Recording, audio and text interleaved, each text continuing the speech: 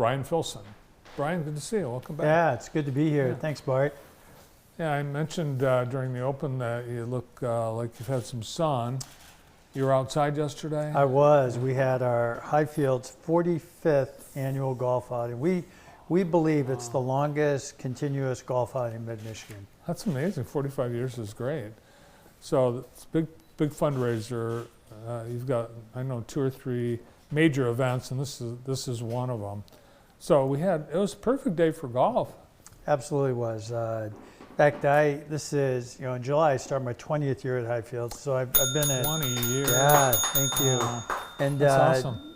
So this was my 19th golf outing, and we've gotten rain one time, and it was a brief thunderstorm. So yeah, we were filled. We had a full contingent of golfers, 36 teams, and we're still counting everything, but everything was really well done. It's a golf outing you can't get in. I know that everyone that's in it, they're back year after year, and it sells out as soon as you announce it. Yeah, and and we go to Forest Acres West, and most people don't know Forest Acres was kicked out at Michigan State University. No kidding. Yeah, and went out, kind of got his life together, reapplied. They let him back in, went on and did some great things, and then donated that land, and it's Forest Acres West. So see, that's amazing, because a lot of people think Forest Acres is Forest Acres, even though it's spelled with a K.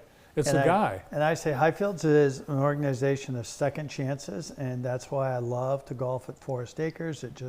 I tell that story every time we get ready to start. So if you didn't participate in the auction or the tournament or the dinner, you can still support. You're still collecting donations. Yep.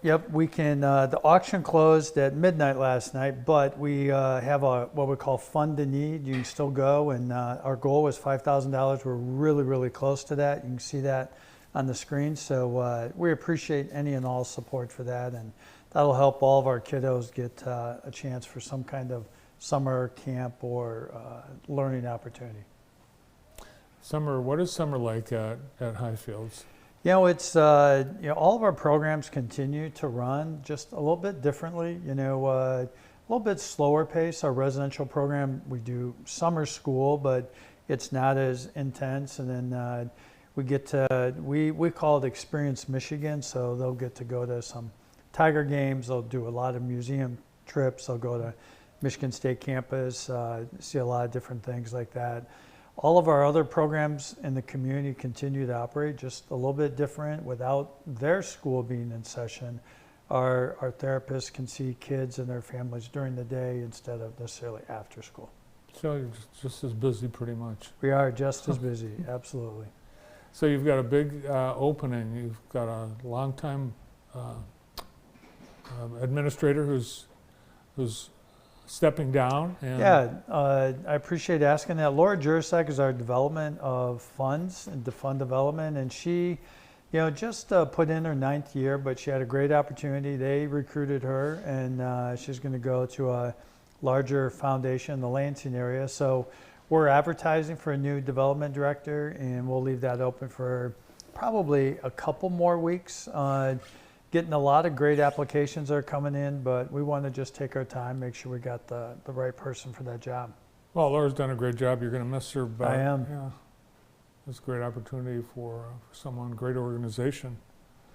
So today we learned that in Jackson County, the Sheriff's Department isn't going to be able to have Marine deputies patrol the lakes this summer. Things might work out that they cut, but right now there's been cuts. Federal government has cut criminal justice grants that support local police and sheriffs and programs like the Marine Division. And we're starting to see some of the effects of the federal cuts throughout the state. And there's one of them. And I have a number of friends in nonprofits and charity organizations that are starting to feel some of the effects of federal cuts. What about at Highfields? Yeah, great question, Bart. Thus far, we've escaped the direct pain in terms of the cuts. We do a lot of after-school programs, 5 here in Jackson County, 5 in Ingham County, and those are federal dollars that we get. Our grant cycle will run through 2 more years, and we have been assured that those 2 years are secure. Anything after that will be in limbo, and we're just going to kind of wait and see. Probably the biggest thing that's on the horizon right now are cuts to Medicaid that potentially may be coming if the big, beautiful bill goes through. And I think we're all trying to determine what that, and in my opinion, children and families, particularly those that are served by the provider network, are going to be dramatically impacted in a negative way. And we have to be careful about that, and we're just trying to get a lay of the land. Lots of advocacy efforts. We had a staff in DC, a month ago. I testified in, Representative Schmaltz's, Family and Veterans Committee, and we're just doing everything we can to preserve the resources so that children and families will be okay. Yeah, the bill, it's between the House and the Senate now. The Senate obviously is going to take it up, and who knows, in what fashion it might come out of the Senate. So I think it's going to be weeks before we know of what, if anything. Yeah, I think you're right. Now, your fiscal year is wrapping up, June 1st? Yeah, actually, we just finished April 30th, and May 1st we started our new fiscal year, and just kind of took a look at the numbers today in my senior leadership team, and we had a really, really good year, so we're glad for that. May 1 started a new fiscal year, and just looked at the May closing, and again, those numbers look really good. So, I like where we're at. I really like where we're headed, and just trying to keep the momentum going. You have a huge variety of revenue sources. We do, and that's really key for me as a CEO, is to ensure that not too many eggs are in one basket, so that if cuts come, we'll be able to weather that storm. And that's, we have a board of directors that helps me keep the eye on the ball, and they ask the right important questions, and I feel, again, really good where we're at and where we're headed. Yeah, but donations are a very big part of your revenue. It really is, and so, and we've, even over the last 3-4 years during the pandemic, we've really have really done well. I mean, our corporate and foundation and individual donors have really answered the bell and done a great job. Cool.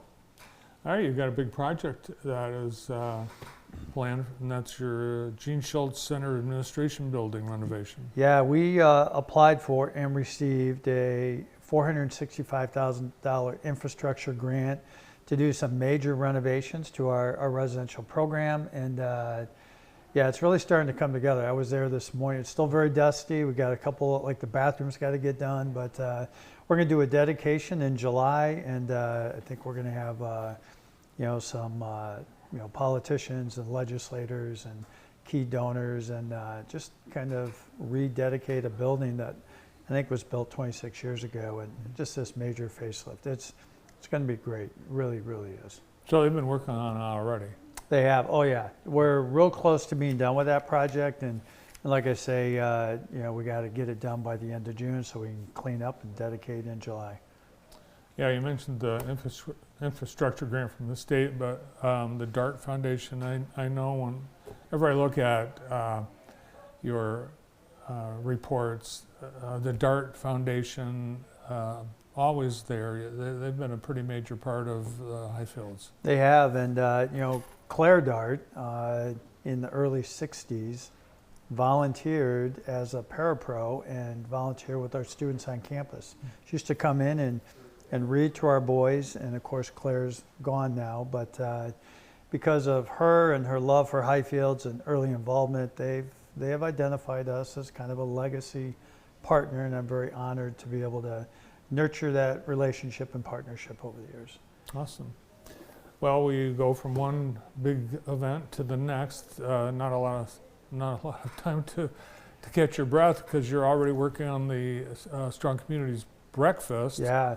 So we're very excited. That's going to be at Eagle Eye in Lansing, and our Strengthening Families Breakfast. So we got a call out for table hosts and individuals who want to come and support us. And we're looking for 300 plus people in the room, and it's going to be a great opportunity for people to come here. I always call it's the best 60 minutes in Highfields history, or every year, just the feel-good moments. Yeah, I've had a chance to go to that a few times, and it really is. It's always inspirational. You always have kids and families, moms and dads that have benefited from your programs, and it's really emotional and not a dry eye in the house. There is not. All right, let's see. Recap a couple things the folks at Highfields could use help with. One is the camper scholarships. You can fund a camper for the summer. Fund a need. So, gift $100 will help whisk a kiddo off to camp for a whole week of fun, or support things like music lessons or help buy needed things in a home. So that's, you could scan the QR code, be very helpful. Always giving tours of campus or our Jackson office. Anyone wants to know more about what we do, I'm willing to go to all your service clubs, Rotary, Kiwanis, etc. Just don't hesitate to reach out, and happy to talk more. And then very clearly looking for a great individual to join our team. Yeah, it's big shoes to fill, but a great opportunity.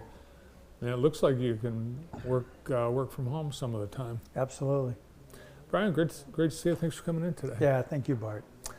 Brian Filson, about to begin his 20th year as CEO at Highfields.